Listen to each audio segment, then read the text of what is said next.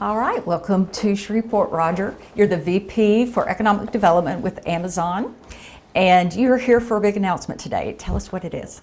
Well, we're super excited to be announcing a joint partnership where we're going to invest roughly $12 billion in the community, hopefully, and hire somewhere in excess of 500 folks locally, have hopefully somewhere in the neighborhood of, it always fluctuates between 1,500 and 1,700 folks working on our site for approximately 5 years, and hopefully do in excess of close to about $5 billion worth of GDP in the economy. What kind of jobs are you going to be offering people? Yeah, so in the near term, we'll be posting our first jobs tomorrow. Yeah, we move fast. Wow. We move fast. So our construction's imminent. We're going to post our first jobs tomorrow. Those are roughly focused on the managing that rather large construction project. But what's super cool for us is most people think the jobs in our facilities, when they're finally up and running, you have to have a college degree and you have to be like a computer programmer or something. That's actually not true. Our jobs are what we call skilled technical workforce, or what some people might call blue collar tech.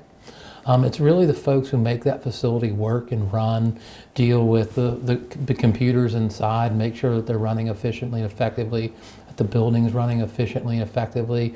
And we have a long history of actually growing those jobs locally. We don't have to import them. That's not our intent. Our intent is to start here, and then as we need to, we can move out if we need to. But we've been super successful in communities all around the country growing our workforce locally. And the salaries, what's the salary range or average going to be?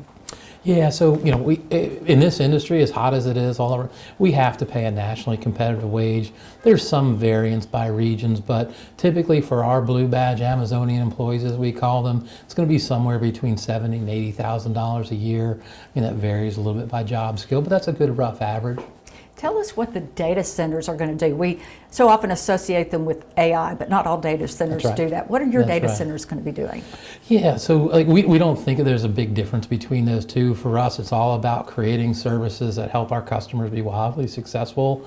And a lot of things, like even you hear AI, for us, AI stacks on our 200 fully provisioned services that have made us the most broadly adopted cloud already.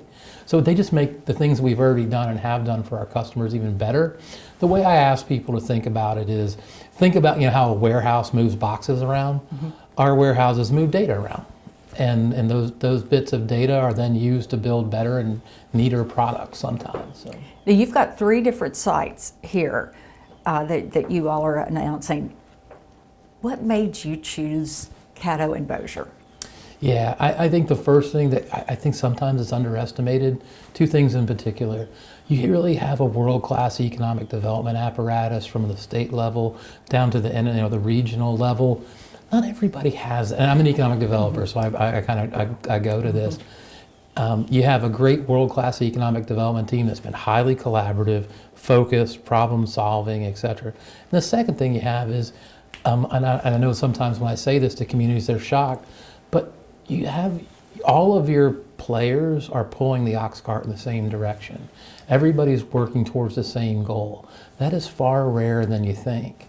And so when you have a world-class economic development function in a community that's united about improving a future vision for themselves, that's a very powerful combination. Our folks have been here for some time with our fulfillment center, and they've been wildly successful here. That was a great message that was translated to us, and it was easier to follow them having, past performance as an indicator of future, right? And so having seen that, it was really easy for us to take a look. We're always evaluating sites, and this came onto our radar for a lot of different ways, and it's been a fun year of figuring it out. So obviously those who are hired are going to benefit from this. How is the average citizen resident of Caddo Bossier going to benefit from you all coming here? Yeah, I think it's a couple ways, right? So first off, it's just having cloud infrastructure in your community helps everything from small businesses to entrepreneurs, et cetera, and even some of your major industries now have lower latency opportunities in their backyard. But I think it also goes back to this investing in the schools and the future of a community and education, then to workforce development. And then we also have teams that focus highly on how we participate as a good partner in the community from a philanthropic perspective. Like, we want to understand what the needs are in the community community, don't assume what they are, and then figure out how we can partner with them to help. In the various communities with data centers, there's been concern about the consumption of energy and water. What steps are you taking to address those concerns about power and water Sure, consumption? great question. So we have very deep commitments around our environmental responsibility, and we've set very aggressive goals. And so far on the power side, we've exceeded those goals, been wildly successful, 7 years ahead of schedule, being that we wanted to make sure that we had created either carbon-free or renewable energy for every electron that we use. We've been successful at that 7 years early. Same thing for water. We have a very aggressive water pledge where we want to return more water than what we actually use.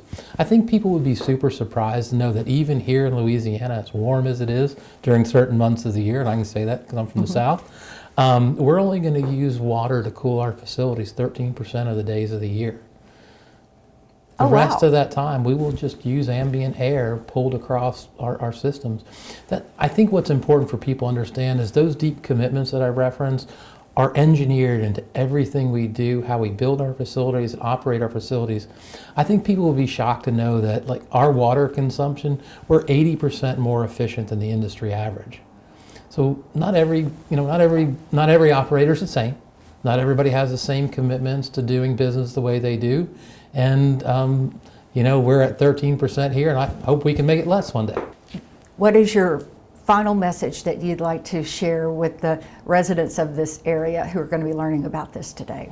Yeah, well, you asked another question I want to make sure I hit Yes. on, and that was, when it comes to energy, we have the same commitment that SWEPCO has, that we don't want to pass on any additional cost to ratepayers. So there's only a modicum of improvements that need to be made to make us successful here. We're paying for all of that. None of that will be passed on to ratepayers, and that's our commitment and SWEPCO's commitment. So I think people need to know that. And so, I think those are the things I want them to know about, kind of the 4 to 5 ways that we positively impact the community. We have a leadership principle about earning trust. We can say a lot of things, but our goal is to be transparent and earn trust in the community and be a good neighbor. All right. Welcome to Northwest Louisiana. You're already kind of here, but Yeah. welcome to having a bigger footprint here. Thank you. We're super excited about it, and we can't wait to get started and look forward to moving fast. All right. Thank you. Thank you, ma'am.